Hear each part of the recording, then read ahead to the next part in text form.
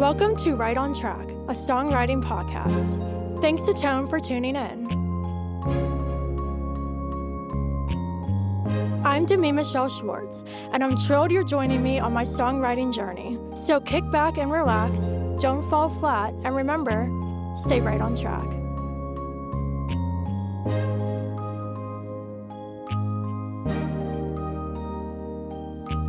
Hey everyone, welcome back to Right on Track. Joining me on the show today is a band I'm so excited to chat with. Please welcome July Moon. Hi girls! Hi. How are you doing? We're good. How are you? I'm amazing. I'm so excited to have you three on. Before we get started with everything I would like to cover today, I would love for each of you to share a little about yourself and how you met and formed the band.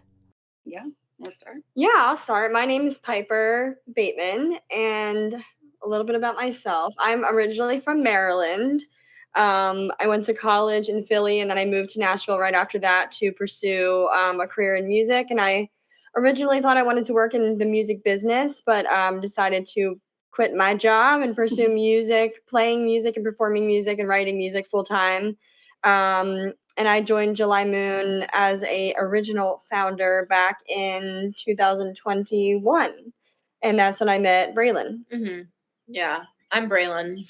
I'm from Nashville, and I walk dogs on the side. I also went to this studio audio engineering program called Blackbird Academy here in Nashville. It's like a 6-month program where you learn to basically just record and engineer, produce in a studio. So I've always been into that side and also singing. I have a solo EP under Braelyn Watt. And yeah, but in 2021, I met Piper. And then we had a member leave in 2023, I think. Mm-hmm. And then Paige joined. Yes, and then I joined. So it's about, I guess, was it 23 or 24? Anyways, I've been in the band for 2 years now. But my name's Paige. I'm from Charleston, South Carolina. Moved to Nashville 10 years ago and was doing my solo thing for a really long time. And then, like they said, I joined 2 years ago. And yeah, that's when this new version of July Moon started. So that's so exciting. I'm very curious. I love to hear the story behind names. How did you come up with July Moon? Yeah, we were toying around with names for a while. We actually were operating under a fake name just because it took us so long for a minute. But our friend Vanessa Oliveras, who is a co-writer and good friend of ours still to this day, she actually was just tossing around song names. And I think, I know she got it from the song Strawberry Wine by Dina Carter. In the chorus, it goes, "That hot July moon saw everything." And it's just a classic 90s female country song. And a lot of our vibe is classic and vintage, and it really resonated with us, and we just love the way it flowed off the tongue, and July Moon it was. I love that so much. So digging deeper into the band, do each of you hold specific roles, or do you trade off from time to time and cover everything from the music to the business? I'm really curious about your process and how you keep things moving. Yeah, so there's obviously so many aspects to building a band and doing it, especially in today's day and age. But I think we all kind of have our hands in everything, as far as social media, our finances, our business, booking, all that stuff. We kind of all have our hands in every little bit. But I will say there's obviously things that we're stronger at. Braelyn handles a lot of the LLC stuff. I do a lot of social media, and Piper is our keep everything organized financial advisor. And so there's definitely things that we are good at, but we definitely try to keep it even and split, because if we didn't, someone would lose it. Yeah, definitely. Yeah, for sure. No, that's great. So when it comes to the music, I absolutely love your sound and your very incredible 3-part harmonies. How fun is it to come up with those harmonies, and what's that process like? I mean, it's great. It's a lot of fun. It's one of my favorite parts, being in a trio, just hearing different ideas and melodies. And Piper is really great at coming up with different, I don't know, non-traditional harmonies. And it's really fun to just go through the process and figure out what works, what doesn't. We'll try a bunch of different things. Like sometimes we'll try this and we're like, yeah, that was not maybe the best. And so Mhm. we'll try something else. But yeah, I think Piper really kind of like takes the lead with that harmony wise for sure. Mm-hmm. That's so fun. I can imagine like how fun it would be to get to harmonize with others. Like when I record my music, I love layering harmonies. And so I'm just having fun harmonizing with myself in the studio, but I think it's so cool that you're able to like actually do that as a trio. Yeah. It's cool too because like I think even if you're not like for listeners, even if you don't know much about music or like the science behind it, but like when anyone hears a harmony, I think everybody's body naturally reacts to it. Mhm. So whenever it like locks in and we're like playing live, we like look at each other and we're like, that was it, that felt so good, and like you can tell the crowd can feel it. So it's just much more fun, I'd say, than when I was a solo artist to have like that live Mhm. harmony come together. Yeah, no, it's great. So, when it comes to preparing for live shows, we'll talk about your UK tour in a bit, but I'm curious how much rehearsal time you spend really locking in your performances and your set list. Yeah, I mean, generally we're together a lot. I think you have to be a successful band. You got to spend a lot of time together and get to know each other inside and out, vocally, musically, and personally and socially. But so we sing together all the time, whether we're writing new songs or whether we're singing cover songs for social media or whether we're rehearsing for our original shows. But we have a set of songs that are our July Moon currently our July Moon core songs of our set list, and I think those songs we could probably sing in our sleep, but we definitely do rehearse a few times before a live show, and then we'll really rehearse extra specific songs if they're newer songs that we had just written or songs that we don't do as much but we think that they would go over super well in a specific show on that tour or whatever it is. So it's definitely a lot of prep, but we also prep intermittently throughout the Mhm. year to prepare. So Amazing. So now speaking about the UK tour, I would love to hear some of your favorite highlights from that experience. The one we just got back, that was our second time. We went back in, was it August? Yeah. And we didn't really expect to return so quickly. So it was kind of crazy to be back so fast. But I think the biggest thing for us and when we go over there is the fans over there are incredible. They literally, people who hadn't heard of us looked us up and learned our music. And like we had a sold out show and we played in, Scotland. We'd never played there before. So like people showed up and sang our words and wanted autographs and pictures. And the way that they listen to every lyric and they're like really honed in and focused on it, it's just that makes it so incredible when you go over there because like the Mhm. appreciation for country music is incredible over there. Mhm. So it's just I think the sold out show is always our favorite because Yeah. we played there before and we had people return, new faces come, Mhm. and like for our band to go over there and sell something out was like what the heck is happening? But it was so cool. we played a festival that was a lot of people there, and it felt like a listening room, but it was a Mhm. festival. And I think that's something that's really, really rare and hard to find. Because festivals are usually loud and rowdy, and there's so many people there, so it's hard not to have a bunch of people having conversations during your songs. But it was really silent during our songs, and of course, we were nervous that the silence would be silent in between the songs, but the reactions were incredible. So it was a really cool experience. Mhm. That sounds so amazing. Well, hopefully you can go back again, but I'm super curious to hear from each of you what is one place anywhere in the world you haven't performed yet that you would love to someday? Ooh, Oh. that's good. Japan. I was gonna say that. Darn it. I just want to go to Japan on vacation and use it as a work trip. It also is real. Yeah, but I think I guess if I'm gonna follow up with that, fan wise, we have like an odd number of Australian fans. So like Mhm. I think it'd be so amazing to go over to Australia and play because for some reason we have a lot of listeners over there. Mhm. So that'd be cool. Oh, I would say somewhere cool out west, like Red Rocks type, Yeah. a really cool amphitheater like that, Mhm. or any amphitheater in general. I just love amphitheaters to Yeah. go to. So Yeah. yeah.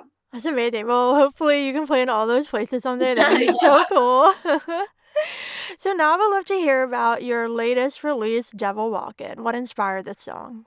Well, we like to say that we wrote this song about a man, and then we say that in a live show, we say, and you can do the math on that one because the title is Devil Walkin', so he obviously was not a good band. But yeah, I was inspired by, one of us dating a man that just he had a pretty face and yeah, he was smooth talking, but he was a bad, bad man. And we no longer like him anymore.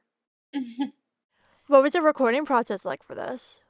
Well, we got to work with an incredible producer. His name is Clint Wells. And this album, we wanted to make sure, or this song, all the songs that we have coming out, we really wanted to make sure that it felt very like raw. We didn't want a lot of like editing. We wanted like all the harmonies to be just, we did gang vocals on some of them. Like we just wanted this to feel like you were at the concert and it was live, and Clint did an incredible job doing that. So we had some of the top best musicians that were brought in, and it was just, when we were tracking it and watching them do the music, we were literally like our mouths were on the floor because it was incredible, like insane. And just Clint did a great job taking our vision and bringing it to life. So it was incredible. That's amazing. So when listeners hear this song, what do you hope they take away from it? I hope they can hear, obviously July Moon and a lot of our songs were pretty like sassy. And this song is definitely a sassy song and like a little bit like rough and rowdy, vocally and lyrically, or musically and lyrically. But I hope when they hear this song, they can hear different aspects of our musical sides to us. Like we're a country band, of course, but we also have a little bit of grit and blues and rock and roll in our sound. And so I hope that they take away like, oh, they're not just a country band. They're a lot more than that. I love that, and I'm always here for the sass. Love it so much. Yeah. And that just makes me super curious because you are a trio, but you're all individuals as well. So when you were first developing the sound for the band, how did you go about developing a cohesive sound that was natural for the band, but also that felt right for each of you individually? I think for me, it was just like finding the right, like, people to write with, like finding who understands what you're trying to do, who can help you say what you're trying to say. And once we like found like the right combo for a while, it helped a lot for me, like understanding what I want July Moon to be and how I see it going. And I just feel like it's for me, it's heavily based off of the songwriting and the songs. Obviously, I know it can be produced certain, different ways, but I feel like if you have the right set of people in the room, like we're gonna get what we want. You know, that's a really good point. Yeah, I think that there's an extent to it that can be created on our own, but also there needs to be some kind of chemistry in our vocal blend, but also in our personalities when performing a song. And we just got really lucky. I mean, when Braelyn and I were trying to decide if July Moon would continue or if we would do a duo or if we wanted to continue it as a trio, when we talked about some different people that we could write with. And when I brought up bringing Paige into the write, because Paige and I were friends prior to me introducing her to Braelyn, I was just kind of thinking about like, her voice and how it would blend with Braelyn and Mai's voice and also her personality. And there's a lot of things that go into it because personality carries through the way you perform a song as well. So I think it's having the right people in the band, and we mesh really well and have that blend, like I said, vocally and socially. That's the right word. Yeah. No, it's amazing. I'm really happy for you guys because I've definitely heard band horror stories or things just didn't work out. And so I think it's really great how you're not only good teammates and bandmates and friends, but the music side works together as well. Yeah, we're very lucky. Yeah, no, for sure. So I know you're planning on releasing an EP later this year. What details can you share about this? Ooh. So we have a lot of new music, and some of the songs have already been released, obviously. So we're hoping that these songs can, release throughout this year, and then at the end have this amazing, beautiful project that Clint did. And we've got how many more? Three more songs coming out, and then it'll be a finished product. But we're kind of just going with the flow. We're kind of seeing, there's no name yet, there's nothing like that, but we're kind of just seeing what happens and milking it because we love these songs. We want everybody to love them. So we'll have a finalized project hopefully by the end of the year. I think going along with what I said about Devil Walkin' too, I think this EP will really showcase all the different sides. Yeah. Because there's, there's fast songs, there's slow songs, there's love songs, there's not love songs. Maybe actually there's no love songs. Actually, we don't do a lot of love songs. But there's songs that are sassy, there's songs that are more heartfelt, and there's songs that lean more country, songs that lean a little more pop, and songs that lean really rock and roll. So we like to be, well-rounded, and I think that'll showcase on this EP for sure. Yeah, I love that. I love all the genre blends. I think that nowadays bringing in different genre flavors is a really great way to stand out. And of course, you have your sound, but you have this charm as well where you're pulling in different genres and creating something unique. We're excited. So, just to wrap up, I would love for each of you to share one piece of advice with any songwriters listening. Who wants to go first? I'll go first. Go ahead. Just so you don't take what I'm going to say and then I have to think something Okay, else. fair enough. I think authenticity is just so important. I've definitely gone into writes and tried to maybe be or say something that I just think might sound good, but I actually don't believe in what I'm saying or relate to it. And that just you just learn it just doesn't work the same. So just being yourself and being open and honest about just throwing whatever ideas come to your mind and not being afraid to say what you really feel. Yeah, I would say I'm trying to feed off of that too because I do agree with everything you just said. Sure. That's going to be my answer. I think that elaborate. As a songwriter, this is a tool and it's a skill. So even if I remember someone told me they're like, even if you my other idea.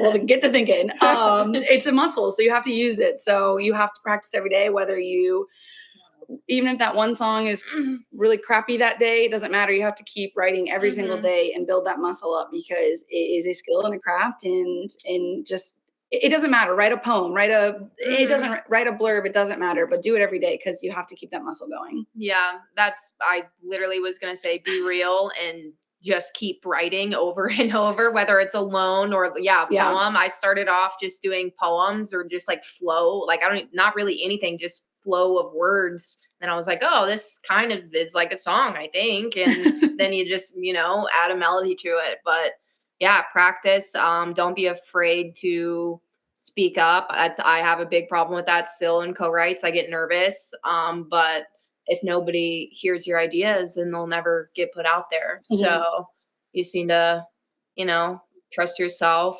No idea. It's hard. No idea is a bad idea, but be real. Just believe in what you're saying. Otherwise, everyone can see that it's probably not how you actually are. Amazing. I love all that advice. Perfect to end on. Thank you guys so much for joining me. Can you please share with everyone where they can connect with you online, listen to your music, and stay updated with future tour dates? Yeah. JulyMoonOfficial.com is our website, and you can find us on TikTok, Instagram, Facebook, all July Moon Official. And then you can find our personal pages on there. And give us a follow and look out for some music. Amazing. Well, thank you so much for joining me.